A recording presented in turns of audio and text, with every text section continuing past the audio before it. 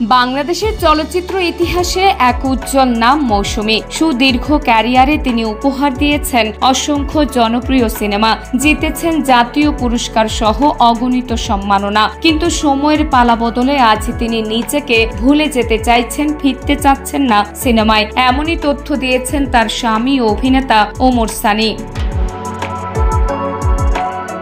বর্তমানে যুক্তরাষ্ট্রের নিউ জার্সিতে অবস্থান করছেন মৌসুমী। 2023 সালের অক্টোবরে দেশ ছাড়েন তিনি। সঙ্গে আছেন মেয়ে ফাইজা ও অসুস্থ মা। এই মুহূর্তে দেশে ফেরার সম্ভাবনা নেই বললেই চলে। এক সাক্ষাৎকারে ওমর সানি জানান, মৌসুমী এখনই ফিরছেন না। মেয়ের পড়াশোনা ও শাশুড়ির অসুস্থতা মিলিয়ে ওর এখন পরিবারকে সময় দেওয়া জরুরি।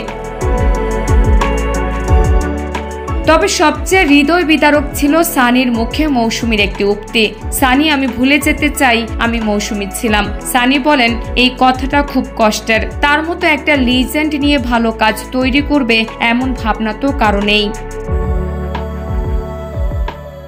নতুন প্রজন্মের শিল্পীদের আচরণ নিয়েও আক্ষেপ প্রকাশ করেছেন সানি। তার ভাষায় নতুনদের সৌজন্য বোধের ঘাটতি আছে। অনেকেই এখন মনে করেন তারা মৌসুমীর চেয়েও বড় তারকা হয়ে গেছেন।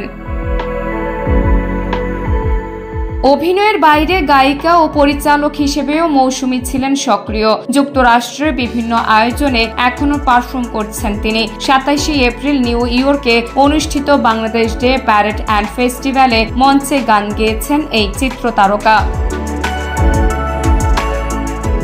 1993 সালে সালমান শাহর বিপরীতে কিয়ামত থেকে কিয়ামত দিয়ে বড় পর্দায় অভিষেক মৌসুমীর। এরপর একের পর এক ব্যবসা সফল সিনেমা উপহার দিয়েছেন। তার সঙ্গে জুটি বেঁধে বহু সিনেমায় অভিনয় করেছেন ওমর সানিও। সর্বশেষ 2023 সালের ঈদে মুক্তি পেয়েছে তাদের অভিনীত সোনার চর।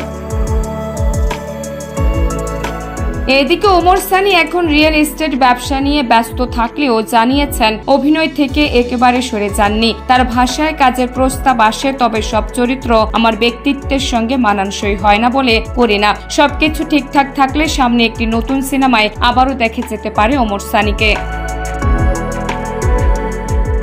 উল্লেখ্য, 1995 সালের 2রা আগস্ট ভালোবেসে বিয়ে করেন মৌসুমী ও ওমর সানি। তাদের প্রথম সিনেমা ছিল দোলা। এরপর একসঙ্গে কাজ করেছেন প্রিয় তুমি, মুক্তির সংগ্রাম, সুখের স্বর্গ, মিথ্যা অহংকার, ঘাত প্রতিঘাত সহ বহু ছবিতে। সর্বশেষ 2023 সালের রোজার ঈদে মুক্তি পায় তাদের অভিনীত সোনার চর সিনেমা।